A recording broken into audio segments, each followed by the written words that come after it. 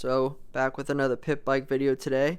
I've been working on the Mustang the past couple videos. If you guys saw that, that's kind of what I've been up to. And I've also been waiting for the rear shock to come back in for the MM12P so we can get started on tearing this down. So if you watched my last pit bike video, I had mentioned what was going on with this bike in that video, but it was me trying to install an Elka rear shock into this bike. We actually got it installed. Everything went smoothly. Thought it was going to be a nice upgrade to the Slow Racer over the D&M shock that I also got rebuilt over there for the third time. We'd just been trying to get dialed in, but needless to say, the seller had told me the shock was mint, and come to find out, if you guys watched that video, you saw what happened in the end. It definitely wasn't mint, or it didn't sound very mint. So he was cool and sent me the money back after like a couple weeks, and I sent the shock back to him. So now I got the D&M shock, stock valving back in that bike. And on this bike, like I said in that video, I had took the shock off to send it out to my friend Stuart Lewis, and we've been kind of working back and forth trying to get this shock dialed in to where I want it. So we're hoping the third time's a charm. I just got it back from him today, so we're going to go ahead and put it in the bike, and then the next thing I can do is go ahead and get it all apart. So I've just been waiting for that shock to come back in. I know some of you guys are wondering what's been going on with the BBR build and why I haven't posted anything on it recently, but I've just been waiting to get that shock back in so we can square that away. And since the bike's going to be apart for quite some time when I do send it out to have the engine mounts reinforced by BBR, so that'll take a few weeks when it's out there. But when I do send the frame off, stay tuned for a Daytona 190 to 212cc how-to video. I'm going to fully take apart this bone stock engine. We'll inspect it, and then I have a 212cc big bore kit that I'm going to be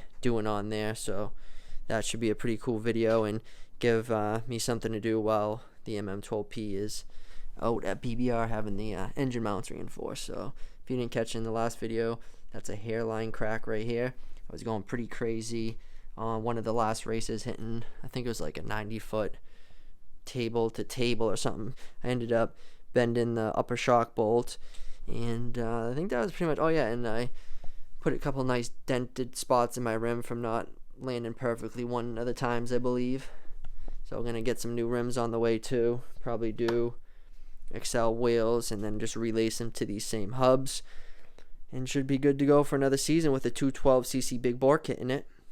I never had nothing wrong with the 190cc setup in here, by the way, but I just figured refresh the motor. I also got the kit that comes with the oversized valves, and just the stainless steel valves are just better than the factory ones, are kind of weak. So I'll do that, upgrade the carburetor, put this baby back together, and then I also got this. If you guys have been following along with the build and what I have in plans for it, we got the FMF 4.1 that I custom made a carbon fiber end cap for.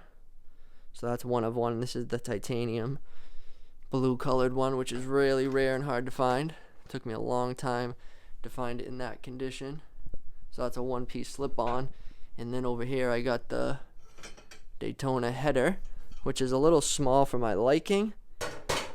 I would prefer to use a larger diameter step in the front part here, and which I might do, and then just use the same snout. But so that's kind of what we got going on there. But for today, we're gonna go ahead and take the shock, put this in, we'll test this, make sure it feels good, and then that'll be on to the next step of basically just ripping the whole bike apart, inspecting everything as I go through it, and then we'll send the thing off to BBR. Should be pretty sweet when it comes back though.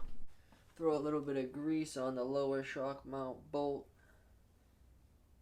help it go in there a little bit better. Go.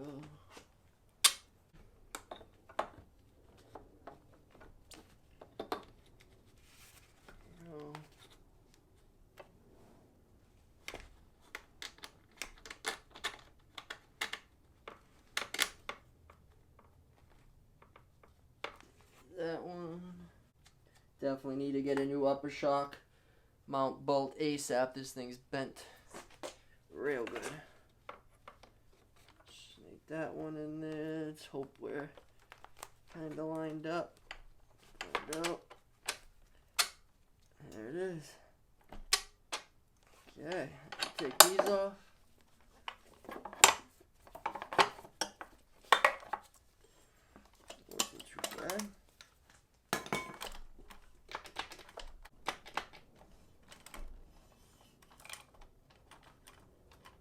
Oh, a bolt. I'm like, what? That's so funny. Look at the bolt was sitting right in my chain for the lower shock mount bolt. I would have been like, where the hell's the bolt? There it is. Alright, moment of truth. Let's see how it feels when I take it off the stand. I didn't tighten the shock bolts for good because it's going to be coming apart, obviously. But just for the sake of testing it, I think it'll be fine like this. Oh yeah, way better. Holy moly, this is what I was looking for.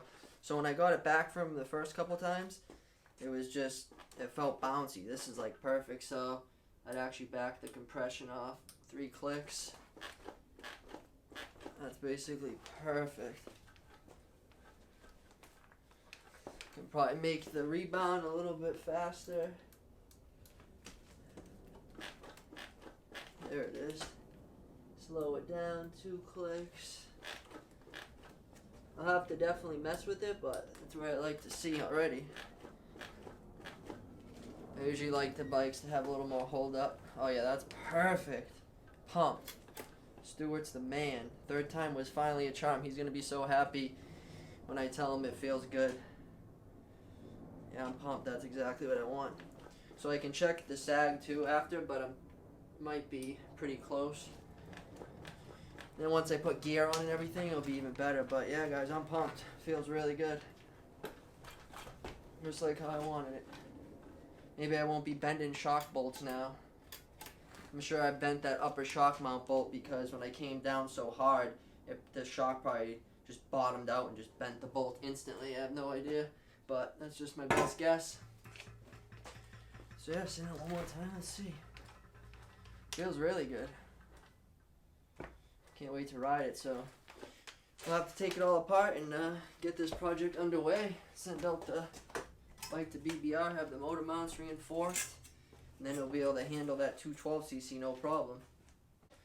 I know I haven't been posting many pit bike videos, and to be honest with you, I tweaked my back like a couple months ago, and it's been messed up ever since. I've been trying to just take it easy and not ride as much this season, which has been killing me, but gives me more time to work on the Mustang and do some other projects that I had on the back burner for a while. So the next video, I'll be taking everything apart. We'll pull the motor. Like I said, we'll inspect it, and then have another video coming after I get the engine out and everything all apart of doing the 212cc big bore kit, sending the head to the machine shop, getting those oversized valves cut into the head, and then reassemble everything. And I'll go through jetting. I'm going to upgrade the carburetor. Right now I got a PWK 28mm on it. I'm probably going to end up going with like a 32 or maybe even 36mm Keenan. The 201cc right next to this bike here has the 32mm, and it runs great. So this is a 212cc 4 valve versus the 2 valve. I figure it can only go bigger with the carburetor, right? So stay tuned for that. But as always, guys, thanks for watching. Appreciate it. Don't forget to give this video a thumbs up. Drop a comment. Let me know what you think of the build so far.